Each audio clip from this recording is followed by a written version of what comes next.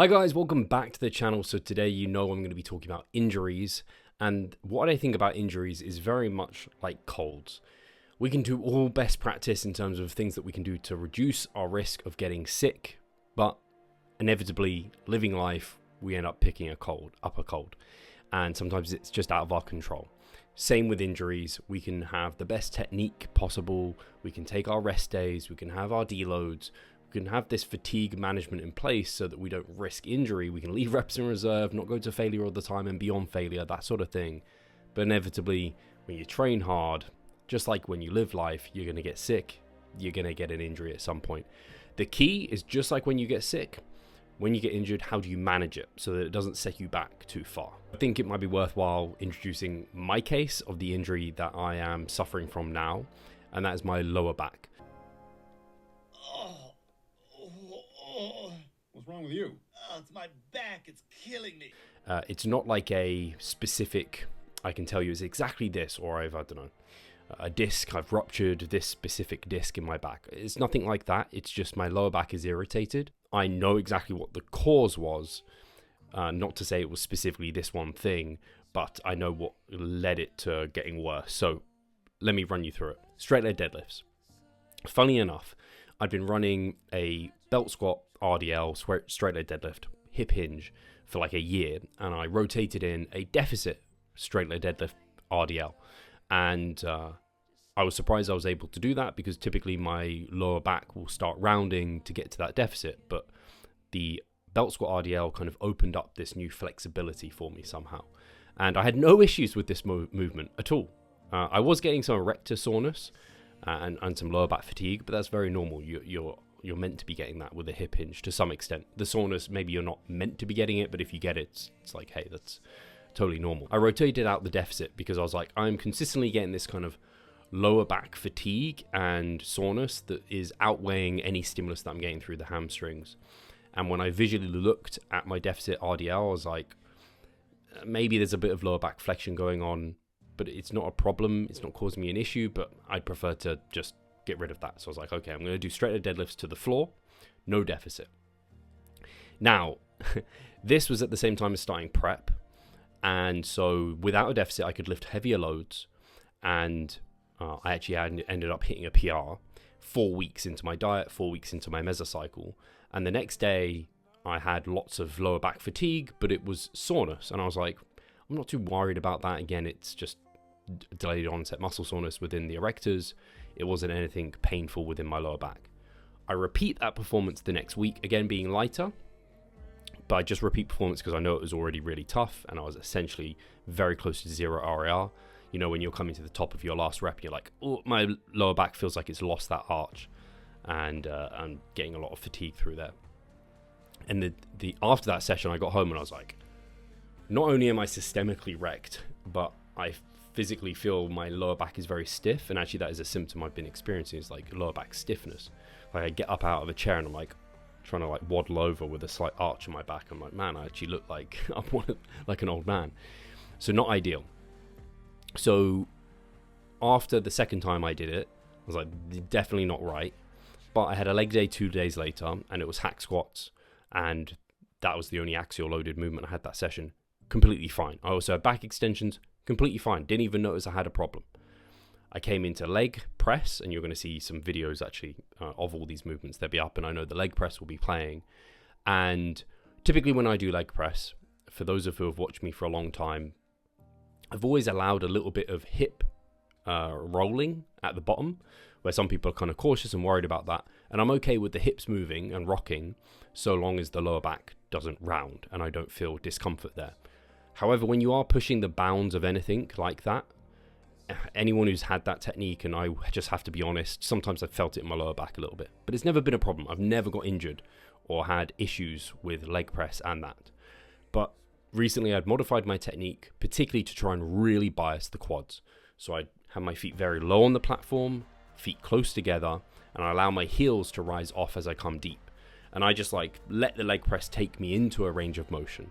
You could definitely say this is like a passive range of motion, as it were, which I don't think is a problem, so long as it's like pain-free and like well thought out, so on and so forth. But after my first set, of working weight, because I kind of warmed myself up into this and it wasn't feeling like a problem. But my first working set, after that set, I was like, oh, my lower back doesn't feel great. So then I stupidly, and this is where hindsight's 2020, I continued to push through thinking I'll be fine, like my body's resilient. But it wasn't great. So I did those 2 sets, and I did modify my technique a little bit. I had everything the same, I just was more cautious coming into the bottom, so I didn't come quite as deep. I didn't allow as many like hip rounding and things like this as I maybe normally would. And the next day was not great. Actually, that day I felt like something was off, and it was just nondescript kind of general achingness in my lower back. So there was no acute cause of this. It's just I had the straight leg deadlift over 2 weeks, wasn't great, and then the straw that broke the camel's back was my hips rocking and maybe some lower back flexion. That wasn't normally a problem, but a problem under this situation, that kind of the straw that broke the camel's back in a sense. And yeah, like I say, my symptoms were that general achiness and just could continue. Like I'd be sat here and I could feel it. Now, if I just like, don't know, you dropped yourself in my body, you'd be like, oh, your lower back's fine. So I can't feel it now, which is great. I had to stand the day after it because it was so uncomfortable sitting constantly. And like I said, it was kind of like stiff and just kind of radiating pain, as it were. So that's kind of where I got to with things. That's what led to the injury itself. Now I go over my thought process of when this happens, what to do about it. And the first thing is to do is not like panic, assuming you haven't had like some acute onset where, I don't know, something's torn or ruptured or something like that, something slipped. There's no acute onset. It's probably just an overuse thing. And that's what I imagine it was, right? And so I look at, first of all, the severity, and hopefully it is something that's like, it's nothing that you need to go to A&E about. There's nothing you need to go to the doctors about. Maybe you can talk to your physio. So we have Mike Chalice, who's a coach on the team, also a physio on the team, and I can talk to him about it. And I've had enough opportunity to do that to know kind of what I need to be doing. And so I'm looking at, okay, I don't think it's anything crazy severe. I also could, like, actually it was pain relieving to get into like a stretch for the lower back. Like I could stretch out that area. It felt better doing it. It felt better from movement, for example. So that's something. So it's kind of like a chronic, less severe kind of build up, overuse over time. And then I have a look at kind of what can I do from home to remedy it, to help it. And so for me, specifically for my lower back, it was getting it. Essentially, if you've initially done it and you want to reduce inflammation, then ice and stuff like that can be helpful. But if it's past that, then it's like warmth and keeping it mobile. So I'd be using this. Oh, it's actually here behind me. It's, I don't know what it's filled with, some sort of like balls or something. You can microwave it and then it's warm for a while. And I just like tuck that behind my back several times through the day. And then I'd go through a bunch of different stretches for my lower back and mobility movements that were just super helpful. Every time I did them, I felt better. It's like, I don't know, cat-cows, child's pose. That's the one I was going for. Very kind of standard sort of exercises that you can find online and stretches. And they were helpful and they felt good. So it's kind of like home severity, home measures. And then it was, okay, I'll go into the gym. What can I do? The great thing with bodybuilding style training, hypertrophy style training is that you've got so many tools at your disposal. The goal is stimulus for muscles. If you can use a tool that's pain-free or modify the way that you execute one of your exercises to get stimulus, do that.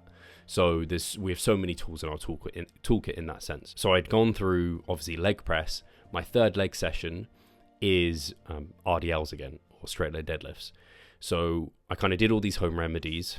It was even uncomfortable training upper body, but nothing severe enough to stop. It was just like I got into some areas and I was like, oh, that's uncomfortable. And so then on that day, I decided, right, I'm going to do my calves. It's completely fine. And then when I come to do my hamstring work, I'm going to pre-fatigue my hamstrings so that if I can do a hip hinge, it's going to be less load that's required because now the hamstrings are really tired. So I pre-fatigued the hamstrings with a couple of sets. And then I came into warming up for some straight leg deadlifts. And it kind of felt okay, but I got 100 kilos on the bar, which is nothing for me really. And I did a set in the moment feeling fine, just like a warm-up set. And then I racked it and I was like, my lower back feels worse. So I'm right, sack that off. And then I tried a little bit of back extensions. I did a couple of like relatively half-assed back extension sets because it's not axial loading, and back extensions historically were completely fine. And then that was it for my hamstrings. If I was to redo that, I'd probably have just been like, hey, just do more sets of the seated leg curls. Yeah, I'll miss a bit of glute stimulus maybe, but like I'm not too worried about it. Hamstrings are the biggest concern there. So I probably would have just replicated, hey, I'll do 3 sets of straight leg deadlifts. Let's do like 5 sets, or maybe some sort of seated hamstring curl or lying hamstring curl combo. But so that's where I went. And then the next movement was quads. It was a squat pattern, and squat patterns seemed to be fairly pain-free, and it was also a belt squat, so I knew it wasn't axial loading, so I thought relatively fine, and so I did my normal sets on that. The next day, it felt better, and it just gradually was getting better with the home remedies and with time. Time is the biggest healer of all. So then my next session was coming in for leg press, which was just today. And so I knew I had to modify things. I wasn't going to allow for any lower back rounding. So I did a number of things. And by the way, when you are considering modifying things, like I said, you can change exercises. So that's what I did for my straight leg deadlift there. I just didn't do that exercise. I did others. But then there's ways of modifying the exercise you're doing. So for leg press, I don't think it's particularly the rep range. I could go higher in reps, but I don't necessarily need to do that. And in fact, for hack squats, which came in first, where my back was feeling pretty bad, in the hack squat it felt completely fine. So I didn't do anything apart from the progression I took was via reps versus load. I think that's generally a safer place to go. And then when I came into leg press, I was like, I don't think the loading is going to be an issue. I don't think I have to modify rep range, but I definitely have to modify how I'm executing it. So I went back to feet slightly higher, so I wasn't letting my heels come off, and toes pointing out, and I put yoga blocks behind my lower back, which I have done before, but I kind of found that I didn't need it. But in this moment, all those things were going to allow me to reduce the risk of rounding of the lower back. So I made those modifications. So modified the exercise essentially to be pain-free. And then the thing I did do is I reduced the load and I paused at the bottom. The reason for the pause isn't like there's something special to the pause, but when you pause, as many of you will know, you have to really control the eccentric, because you can't come rushing down and then you can't also bounce. Whereas if you come down slowly, you can then pause and you can control all the joints and you can feel it out.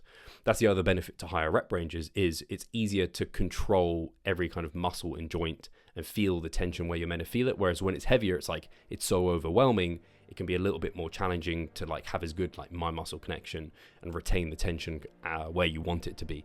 So I think the higher rep ranges are great for that. But that's how I modified the leg press, and I'm happily sat here with my lower back feeling good. So I know it wasn't a problem for me, which is great. And then the other thing I did, I had ab rollouts, and typically I let my spine arch a little bit, but this time I was just like, I'm just going to keep a neutral spine, not risk anything. So I have to see, I'm going to have a hip hinge in a couple of days now, or we'll have to see how things go. I'll warm up, see how it goes. If it's no good, like I said, I'll just do some more seated leg curls. I might do back extensions, because I have done back extensions and they were fine in the interim. And again, I just cut range of motion and I did lower the load and did higher reps on that.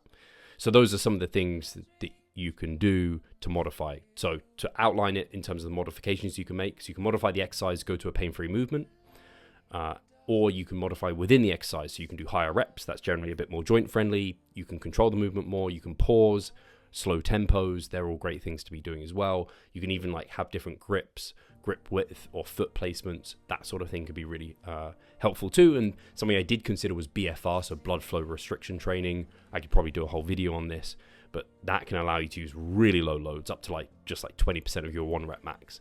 You typically do like 20 to 30 reps and then keep the cuffs on. You occlude the muscle, keep the cuffs on, and then do multiple sets. And just the occlusion and the burn and the pump is just obscene. But I wanted to try and stick to my program as best I could and avoid that if I didn't need to.